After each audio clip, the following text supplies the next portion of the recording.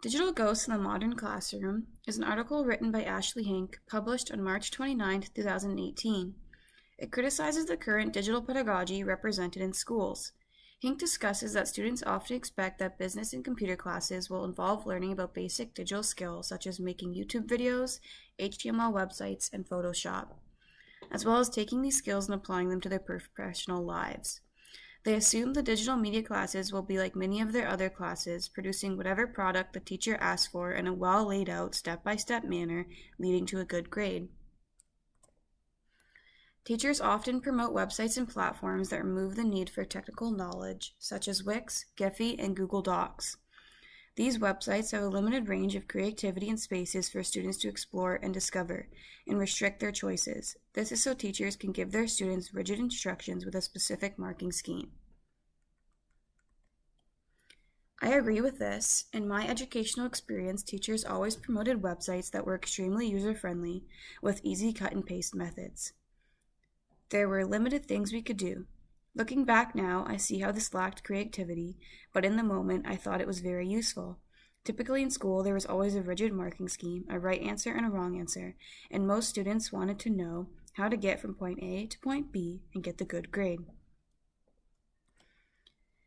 Even if classrooms and teachers evolve and shift into more creative and open technologies, students will carry the ideas from the rigid structure of their earlier educations and feel like failures when they do not pick up on the more difficult, open-ended programs and software languages immediately. I most definitely agree with this. I constantly look towards the easy shortcut websites when asked to create something using technology.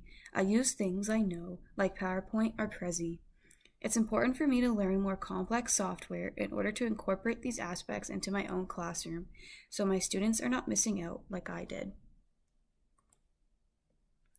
To change students' assumptions about programs that are open-ended with software language that are considerably more complicated than the simple websites they are accustomed to, we have to help students become their own makers, creators, and speakers. We need to help students realize that trial and error is a good thing, and there is not one answer, but many paths they can take. It is important to recognize students' experiences and discuss these experiences, as well as be aware of their hesitations and excitements throughout the lesson and stages of the project they are working on. And most importantly, we need to celebrate their successes. Remember the previous knowledge that the students have, it's all a process. Celebrating successes is extremely important, even if it's just a small feat.